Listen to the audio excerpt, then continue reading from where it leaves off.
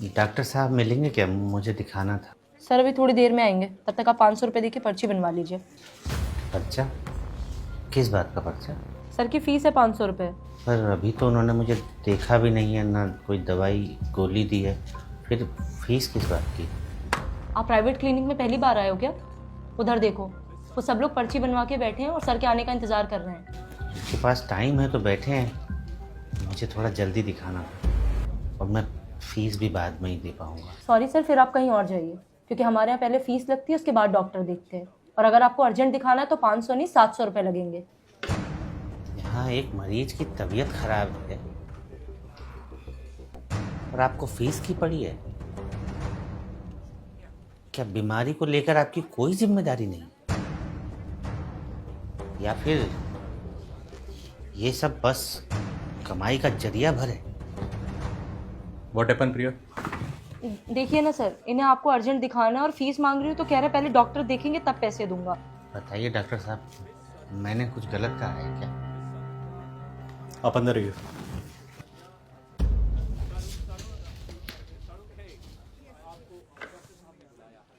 विपिन कौन है? मैं हूँ। अगला नंबर आपका है। बीपी बढ़ा हुआ है आपका, खाने पीने का ध्यान रखा करो। ये सर में दर्द इसीलिए था डॉक्टर साहब? हाँ, मेन रीज़न बीपी है। बाकी मैं कुछ मल्टीविटामिन और पेन किलर लिख रहा हूँ, 1 हफ्ते तक खाइए, दोबारा आके मिलना मुझसे, ठीक है? ठीक है डॉक्टर साहब। कितना पैसा हो गया? 12 को बताया होगा, 500 रुपये फीस है मेरी। 500? पर हमारे पास तो 300 ही है डॉक्टर साहब, और 20 रुपया रिक्शा का घर जाने के लिए भी चाहिए होगा। जेब में 300 रुपये लेकर ट्रीटमेंट कराने चले हो और बाहर हंगामा मचा रखा था दुनिया भर का। हमें लगा कि मामूली सर दर्द है, इतने में दवाई और डॉक्टर की फीस आराम से हो जाएगी। मैं कोई लोकल डॉक्टर नहीं हूँ, MBBS हूँ, पता है ना आपको? पता है डॉक्टर साहब, लेकिन ये नहीं पता था कि MBBS डिग्री अच्छा इलाज के लिए नहीं बल्कि अच्छी फीस के लिए होती है। बाहर और भी पेशेंट है, इसलिए बात को यहीं ख़त्म करो। ये पैसे दो, 20 रुपये देता हूँ तुम्हें।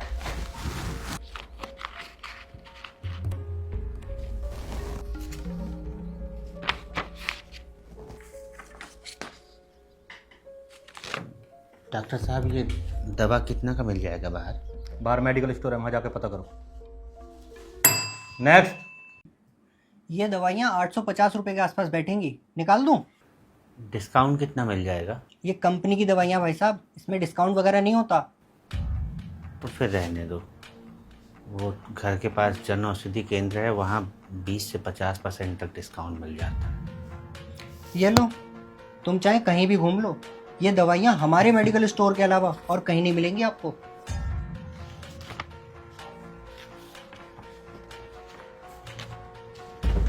लंबी सांस लो। लंबी सांस लेने के लिए ही बोलिएगा डॉक्टर साहब, क्योंकि चैन की सांस तो आप मरीजों को लेने देंगे नहीं। ये क्या बदतमीजी है?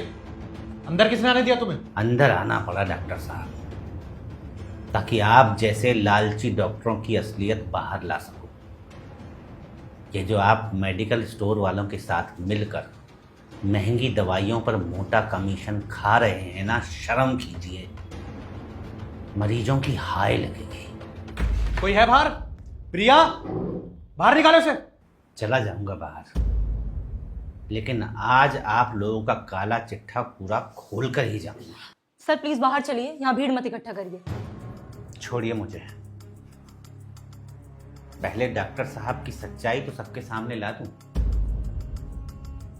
ये जो डॉक्टर साहब है ना, जिन्हें आप अपना रक्षक समझ रहे हैं, ये दरअसल दवाइयों पर कमीशन खाने वाले भक्षक हैं।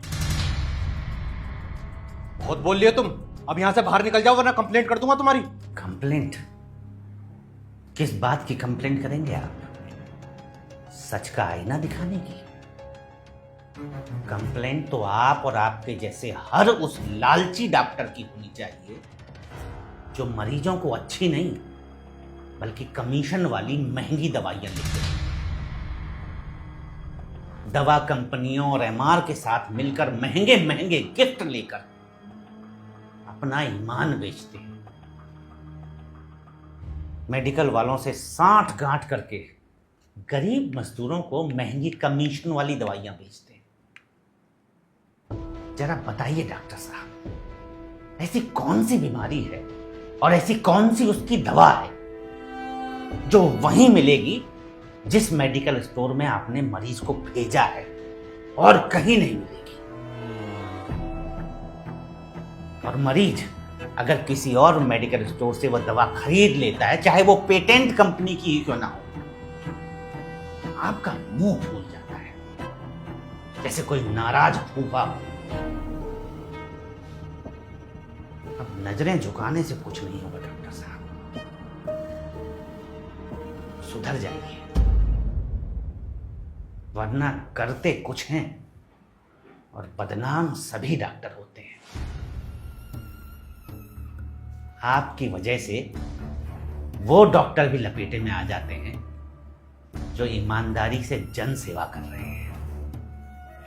शर्म कीजिए, हम लोग आपको भगवान का दूसरा रूप मानते हैं डॉक्टर साहब।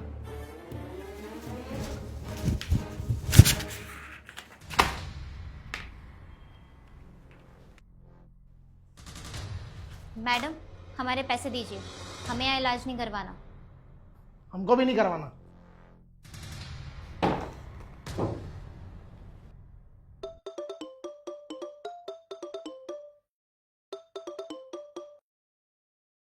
किरण मेडिकल स्टोर से बात कर रहा हूँ डॉक्टर साहब। ये कैसे कैसे पेशेंट भेज रहे हो आप? दवाइयों का रेट पूछ के वापस चले जाते हैं। क्या फायदा हुआ हमारा आपको आईफोन